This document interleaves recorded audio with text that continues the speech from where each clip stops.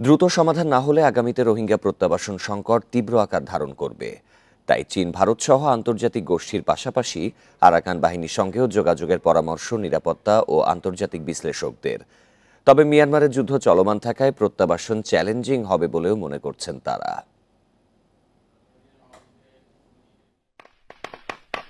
মিয়ানমারের রাখাইন রাজ্যে সামরিক জান্তা ও আরাকান আর্মির সংঘাতের জেরে সম্প্রতি দেশে ঢুকেছে ৮০,০০০ রোহিঙ্গা।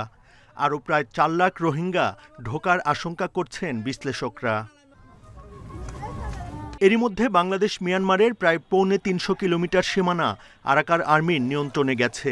কমপক্ষে ৩০টি পয়েন্ট দিয়ে প্রবেশ করছে রোহিঙ্গারা। এমন পরিস্থিতিতে প্রত্যাবাসন প্রক্রিয়া সহজ হবে না বলে মনে করছেন পররাষ্ট্র উপদেষ্টা।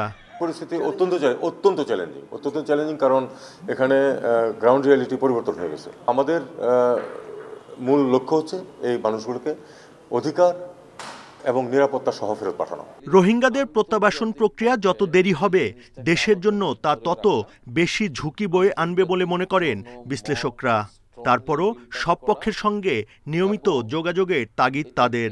আন্তর্জাতিক পর্যায়ে এই জিনিসটাকে আলোচনায় ধরে রাখা, আন্তর্জাতিক জনমত খুব স্ট্রংলি বিল্ড আপ করা এবং এটাকে সবসময় পার্সু করতে হবে যে এটা যাতে আমানত আসছে, আমানত যাতে আমরা ফেরত দিতে পারি। আমি ওই অর্থে বলছি এটা। আদারওয়াইজ ভবিষ্যতে যেই লোড আমাদের উপরে আসবে এবং এটা অ্যাডভার্সলি যে এফেক্ট ফেলবে আমাদের উপরে, সেটা আমাদের জন্য অনেক কস্টলি হয়ে যাবে। মিয়ানমারের স্থিতিশীলতা আসুক দ্রুত বা আসতে আমাদের যারা বন্ধুরা আছে তাদের সাথে আমরা কথাবার্তা বলতে পারি এবং সেটা আসলে যাতে দ্রুততম সময়ে আমরা রোহিঙ্গাদের ফেরত পাঠাতে পারি তার জন্য আমাদের প্রস্তুতিগুলো রাখাই আমি মনে করি এই মুহূর্তের কাজ। সশস্ত্র বাহিনীর নির্যাতনের মুখে ২০১৭ সালে বাংলাদেশে ঢুকেছে প্রায় ১১ লাখ রোহিঙ্গা। তাদের ফিরিয়ে দিতে দেশটির সঙ্গে বেশ কয়েকটি চুক্তি সই হলেও গত ৮ বছরে একজন রোহিঙ্গাকেও আনুষ্ঠানিকভাবে ফিরিয়ে দেয়া যায়নি।